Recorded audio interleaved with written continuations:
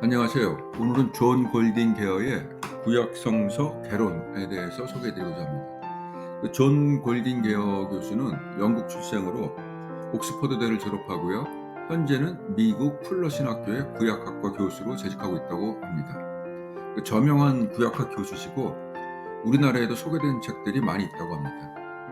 그 중에서 오늘은 구약 성서 개론에 대해서 소개해드리고자 합니다. 구약 성서는 유대 공동체가 성경으로 받아들인 히브리어와 아람어 두루마리 모음을 가리키는 용어다라고 얘기하고 있습니다. 그 구약 성서는 크게 이제 토라라고 하는 모세 오경과 각 선지자들의 이야기를 모은 선지서, 그 다음에 성문서, 이렇게 이제 세 가지로 구분을 한다고 합니다. 이게 이제 그 히브리 성경에 의한 구분이라고 하고요. 이들 성경에 채택된 자료들이 이제 정경, 캐논이라고 하고, 그 외 정경에 포함되지 않았지만 헬라어 등으로 주로 이제 쓰여진 일부 문서들은 외경, 아포클리파라고 부른다고 합니다. 구약은 이제 그 하나님이 이스라엘 백성들에게 무슨 말을 하셨는지, 또 그들의 삶과 국가적인 사건에 어떻게 개입하였는가를 보여주는 중요한 기록이다라고 얘기하고 있습니다. 히브리어 성경 기준으로 구분해 볼 때, 토라에는 이제 창세기, 출애굽기, 레위기, 민수기, 신명기 이 5가지로 이루어져 있고요. 선지서는 이제 전기 선지서하고 후기 선지서로 나뉘는데, 전기 선지서에는 여호수아, 사사기, 사무엘상하, 열왕기 상하가 들어가고요. 후기 선지서에는 이사야, 에레미야, 에스겔, 그 다음에 이제 그 12개의 소선지서로 구성되어 있습니다. 그 외의 부분들은 이제 전부 성문서라고 해서 그 토라와 선지서에 속하지 않은 걸로, 여기에는 이제 시편, 욥기, 잠언, 아가, 룻기, 에레미야가 전도서, 에스더, 다니엘, 에스라, 느헤미야, 역대기 등이 포함된다고 합니다. 그 골든 계어는 이 책에서 이 그 히브리 성경의 구분을 바탕으로 해서 이제 설명을 하고 있고요. 그 헬라어나 영어 성경은 요 히브리 성경과 일부 좀 구성이 다르지만은 크게 뭐 요 히브리 성경으로 구분했을 때 그 골격은 다 들어가는 걸로 파악이 되고 있습니다. 다음은 이제 구약의 전체적인 스토리를 간략히 요약해서 설명해 주고 있습니다. 구약의 내용을 이제 쭉 보면은 처음에 이제 하나님이 세상을 창조했고, 근데 거기에 이제 문제가 발생하게 되죠. 그래서 이제 그 노아의 홍수를 통해서 세상을 완전히 다 멸하시고 다시 새롭게 이제 시작을 하십니다. 근데 여기서 또 이제 인간의 어떤 죄악이 시작이 되고, 그래서 이제 하나님은 특별히 한 가족, 아브라함의 가족을 선택하게 되고, 그 가족을 통해서 세상에 복을 주고 큰 민족을 이루겠다라고 약속을 하시게 됩니다. 이게 이제 언약이 되는 거죠. 그런데 이제 아브라함이 살던 지역에 이제 기근이 들면서 애굽으로 그 후손도 이제 피신을 하게 됩니다. 그랬다가 이제 시간이 흘러서 그 피신해서 살고 있던 애굽 땅에서 이제 히브리 민족들이 종이 되는 상황이 되고요. 다시 그들을 애굽에서 구원해서 출애굽을 하게 되는 거죠. 이제 요 가지의 내용들이 창세기, 출애굽기까지의 내용입니다. 이제 출애굽하니 히브리 백성들이 광야에서 40년간 떠돌다가 하나님이 약속한 이제 가나안 땅 차지하게 되고요. 그 땅에서 이제 각 지파별로 12개 지파별로 땅을 나누어 갖고 정착하면서 제사의 규칙과 공동체 규칙을 정하게 되는데, 여기까지 내용이 이제 레위기, 민수기, 신명기까지 내용입니다. 여기가 이제 그 모세 오경이라고 하는 이제 토라의 내용이 되고요. 그 이후에 이제 가나안 땅에 정착을 해서 살면서 여러 가지 이제 상황들에 따라서 이들도 이제 그 왕을 세워주기를 원하게 되고요. 그래서 이제 BC 천년경 전후로 해서 왕을 세우게 됩니다. 거기서 이제 처음 세웠던 왕이 사울, 그 다음에 다윗, 솔로몬 등의 왕을 세우게 되고, 예루살렘에 성전을 세우게 됩니다. 그렇게 해서 이제 나라를 세우게 되는데, 이 나라가 이제 솔로몬 이후에 북이스라엘과 남쪽 유다로 나뉘게 됩니다. 먼저 이제 북쪽 이스라엘은 에브라임이라고도 하고요.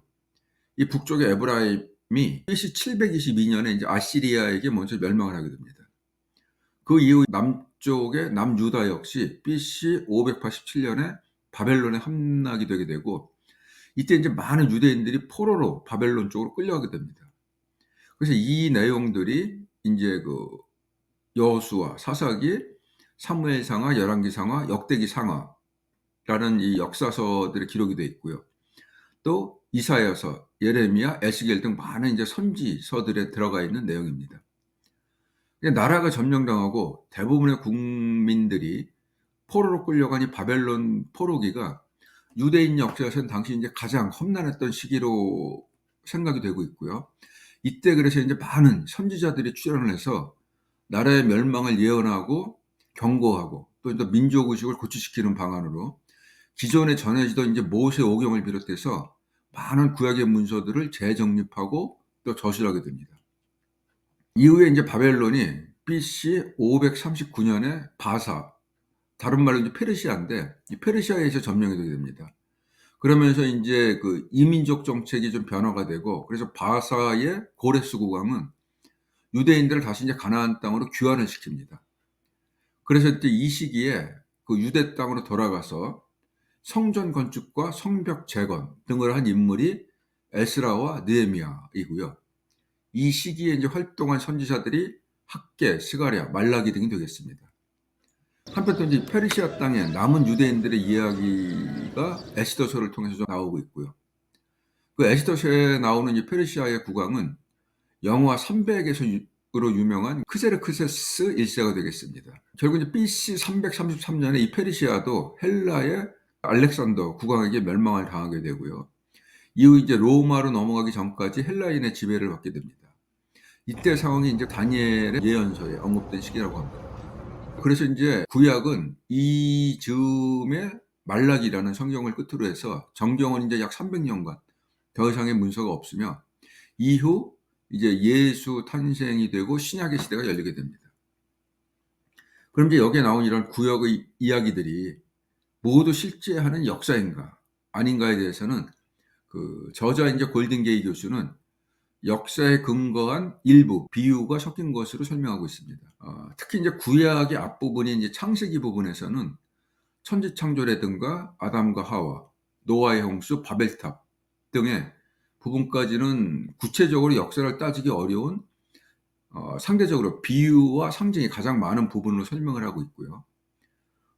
상대적으로 이제 후기 시대인 역사 시대에는 어떤 열왕기라든가 사무엘, 역대기 등에는 역사적 요소가 이제 많은 걸로 파악할 수가 있겠습니다. 처음에 이제 성경을 읽을 때 의심을 갖게 되는 부분이 이제 창세기 앞부분에 대해서 과연 이 부분이 역사적으로 맞는가 그런 객관성을 따지는 것에 대해서는 이 저자는 좀 회의적인 시각으로 보고 있습니다. 그러면 이제 성경 학자들의 어떤 그 의견을 좀 소개를 해주고 있는데요.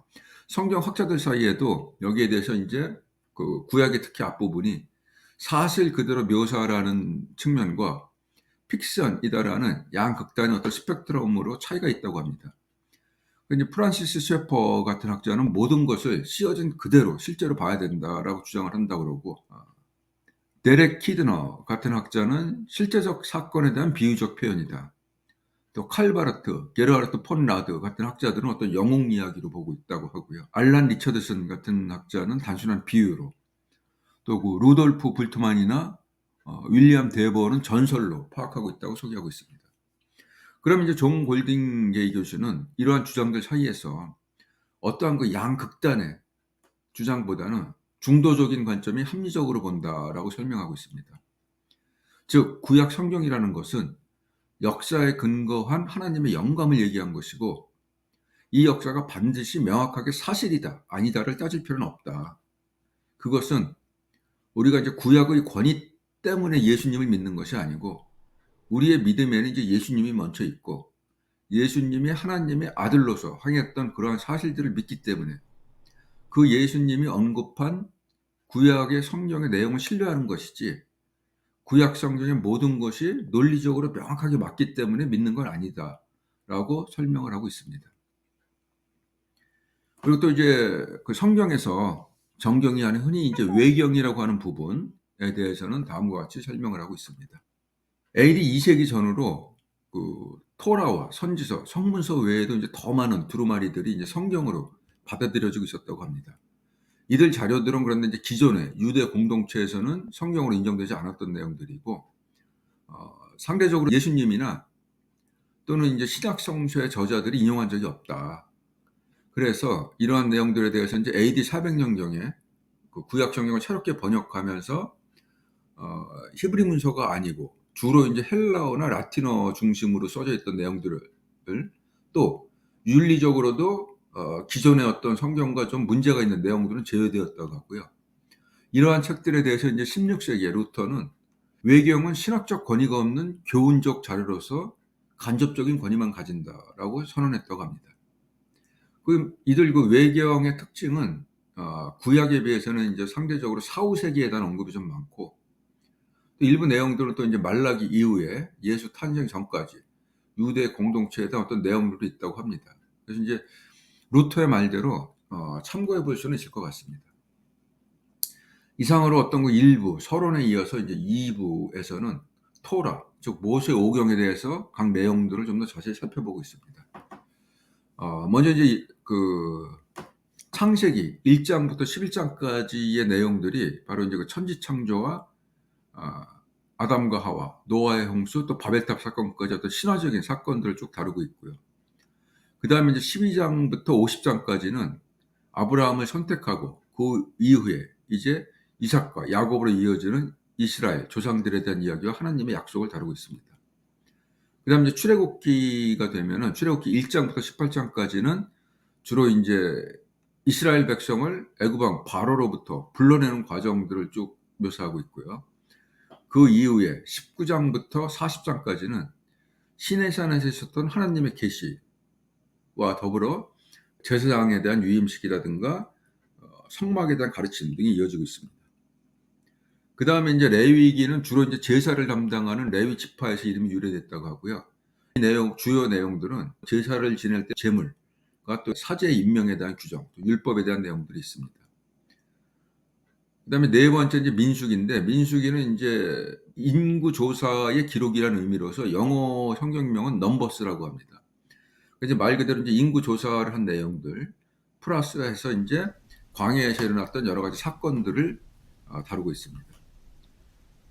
그 다음에 모세오경의 마지막인 신명기는 말 그대로 새롭게 명령한다, 새롭게 계명을 준다라는 의미로서 모세가 가나안 땅 입성 전에 이제 유언식으로 그동안의 여정을 쭉 설명하고 또 계명들을 다시 한번 설명해 주는 내용입니다. 그 예수님이 광야에서 사탄의 유혹을 물리칠 때 했던 세 가지 말씀이 모두 이제 그 신명기 내용을 인용한 것이라고 합니다. 이상으로 토라에 대한 내용들 좀 살펴봤고요. 3부에서는 이제 선지서에 대한 설명들이 좀 이어지고 있습니다. 선지서는 이제 아까 말씀드린 것처럼 전기 선지서와 후기 선지서로 나눌 수가 있는데요. 전기 선지서에서는 여호수아, 사사기, 사무엘 상하, 열왕기 상하까지 내용인데, 이제 출애굽을 한 다음에 가나안 땅에 정착하고 이후 이제 왕국을 수립하고 운영하는 과정들, 또 그 과정에서 여러 가지 사사들의 이야기, 또 왕들의 이야기, 또 선지자들의 이야기를 담고 있습니다. 이후에 이제 후기 선지서로 구분되는 것은 이사야, 예레미야, 에스겔, 다니엘, 그리고 이제 상대적으로 길이가 짧아서 소선지서라고 부르는 12편의 선지서들인데요. 이들은 이제 주로 내용들이 그 북에브라임과 남유다가 이제 멸망하는 시기에, 또 바벨론 포로기에 유대 민족에 대한 경고와 회개, 예언 등을 담고 있습니다. 선지서와 구약 성경의 내용들은 한 번에 모든 것이 딱 써서 완성됐다기보다는 그 후대 시대에 따라서 몇 차례 수정 보완된 것으로 파악을 하고 있고요. 크게 이제 3번 정도로 파악하고 있다고 합니다. 첫 번째는 이제 BC 620년경에 남유다의 어떤 요시야 왕이 개혁 시기가 있습니다. 이때 이제 요시야 왕의 개혁과 더불어 민족과 그런 공동체 의식을 고취하기 위한 의미에서 기존에 있던 그 구약에 대한 어떤 편집 작업들이 한번 이루어졌고요. 이후 이제 BC 587년 남유다 멸망 즈음에서 이스라엘 왕국의 멸망의 원인과 분석과 그다음에 백성들의 회개를 촉구하면서 다시 한번 많은 저작물들이 수정 보완되었다고 합니다. 이후 이제 바벨론 포로 기간 중에 국토 회복의 희망이 암시되면서 후대에 대한 교훈과 미래 예언 등을 내용들을 포함해서 어떤 세 번째 편집이 이루어진 것으로 설명하고 있습니다. 저자는 이러한 선지서 내용들 중에서 이제 사울과 다윗을 좀 비교하면서 다음과 같이 평가하고 있습니다. 이제 사울 왕을 처음에 이제 그 왕으로 세웠다가 다윗 왕으로 옮겨가게 되는데, 여기에 보면 이제 사울은 사소한 잘못만 해도 하나님 용서 안 하고 빠져나가지 못하는 거에 반해서 다윗은 자꾸 죄를 저질러도 용서해주고 무사하게 넘어간다라고 하면서, 그러면서 사울이 다윗에 비해서 그렇게 형편없는 사람인가라고 봤을 때 꼭 그렇지는 않은 것 같다. 그러면서 이제 사실상 하나님의 부르심이라는 거는 인간의 자격과는 무관한 것으로 보인다라고 하고 있습니다. 즉 사울이 왕이 되냐 다윗이 왕이 되냐 이러한 부분들은 하나님의 어떤 목적이 있었던 것이다. 그 사람 자체가 자격이 있냐 없냐 하고는 크게 관련이 없는 것으로 보인다라고 하면서, 결국 저자는 하나님이 그를 사용하기로 결정했던 게 가장 큰 원인이다라고 파악을 하고 있습니다. 그러면 왜 하나님은 그처럼 바보 같은 다윗을 사랑하셨는가라고 질문을 할 수도 있는데요. 거기에 대해서 이제 저자는 다윗의 이야기에 담긴 함축적인 의미들은 지도자들은 거룩하지 못한 경향이 있다. 또 하나님은 확실히 지도자가 거룩해지기를 원하지만은 반드시 거룩한 자를 지도자로 선택하는 것도 아니고 또 그런 지도자들도 죄를 범하기 쉽다. 그래서 항상 지도자들을 주목할 필요가 있고 그들도 실패하기 쉬운 사람이다라는 것을 인정해야 된다라고 설명하고 있습니다. 구약시대 유대인들에게 있어서 이제 가장 큰 국난이자 시련으로 생각되는 것이 바로 바벨론 포로기이고요. 특히 이때 이제 많은 선지자들이 활동을 하게 됩니다. 당시 이제 유대 주변의 역사적 강국들 상황을 분석하면서 골든게이 교수는 그 주변 강대국에 대한 대응 방법에 대해서도 다음과 같이 얘기하고 있습니다. 그 강대국의 힘은 영원하지 않다. 결국 모든 강대국은 차례대로 자신의 차례를 맞게 된다. 약탈자에서 약탈을 당하게 되는 처지로 바뀝니다. 따라서 강대국과 지나치게 가까운 것도 지혜롭지 못하고 관계를 버릴 때를 잘 알아야 현명하다. 이러한 강대국을 멸할 때 하나님은 다른 강대국을 활용해서 벌 주신다라고 설명하고 있습니다. 그러면서 국가의 운명을 안보를 위한 계획이 있지 않다. 진정으로 교회가 자신의 운명을 위해서 무엇을 의지해야 될지를 생각해야 된다라고 얘기를 하고 있습니다. 그 선지서 중에서 이제 하박국 얘기가 있습니다. 그래서 이제 선지자 하박국은 그 내용에서 그럽니다. 왜 정의가 실현되지 못하고 악인이 의인을 삼키고 멸망시키는 것이 과연 옳은 것인가? 라는 질문을 이제 하나님께 하게 됩니다. 하나님은 거기에 대해서 이제 정한 때가 있다. 그리고 그 종말이 속히 이르겠고 거짓되지 아니하리라. 그리고 그러한 정의는 더딜지라도 반드시 응하게 되리라라고 답변하십니다. 이에 이제 하박국은 그 바빌론의 압제 속에서도 의인은 그 믿음으로 말미암아 살리라라고 선포하고 있습니다. 저자는 이제 일반적으로 이러한 선지자들은 의사소통을 가장 잘하는 사람들인데도 불구하고 평생 동안 결국 의사소통을 실패하는 걸로 계속 나오고 있습니다. 결국 그 의사소통의 성공이라는 것은 우리 개인의 똑똑함에 달려있지 않다라고 설명하고 있고요. 각자가 그 의무와 약속에 합당한 삶을 살 것을 촉구하고 있기도 합니다. 또한 선지자들에 대해서는 다음과 같이 분석하고 있습니다. 일반적으로 선지자들은 하나님의 꿈과 이상을 나누는 사람들이다. 그래서 하나님의 약속과 기대를 알고 그 기대에 합당한 삶을 살기를 원하는 사람들이다. 그들은 일반적으로 시인처럼 얘기하고 행동가처럼 행동한다라고 분석하고 있습니다. 이러한 선지자들은 하나님의 말씀을 백성에게 전달하고 책망하고 격려하기도 하고 또 사역을 전달하게 됩니다. 그렇지만 그들은 결국 하나님의 말씀을 받아서 그대로 전달하는 게 아니고 자신들의 인격이 반영된 메시지를 전달하게 된다. 그래서 하나님이 일하는 방식은 하나님의 말을 그대로 전달하기보다는 선지자들의 인격을 활용해서 그 상황과 그들의 인격에 맞게 전달한다라고 분석을 하고 있습니다. 그러면은 이러한 선지자들이 전달하고 예언한 내용들은 다 성취가 됐는가에 대해서도 그렇게 얘기하고 있습니다. 예언은 이제 당시 상황에 따라서 그 상황에서 가장 가까운 내용들을 얘기한다. 따라서 그 예언이라는 것은 예언을 받은 당시 백성의 삶에서 성취를 기대해야 될 것이다. 거기에 따른 예언이다. 그러나 훗날 다른 상황에서 이것이 적용되고 해석되어서 이루어지더라도 전혀 놀랄 필요는 없다라고 설명을 하고 있습니다. 다음은 이제 4부 성문서에 대한 내용입니다. 성문서라는 거는 영어명은 이제 writings죠. 말 그대로 이제 기록된 자료들이라고 되어 있다고 합니다. 그냥 다양한 배경을 가진 여러 문헌들을 모은 자료를 얘기하는 거고요. 토라나 선지서들이 이제 그 낭독용이라고 하는 데 비해서 기록된이라는 의미는 토라나 이제 선지서들은 회당에서 매주 예배할 때마다 거의 뭐 항상 낭독되는 그러한 내용들이지만은 성문서는 이제 매주 정기적으로 낭독되지는 않고 어떤 절기라든가 필요한 시기에 주로 낭독된다고 합니다. 이쪽에 들어가는 성문서에는 이제 욥기, 시편, 잠언, 전도서, 아가서 등이 포함된다고 합니다.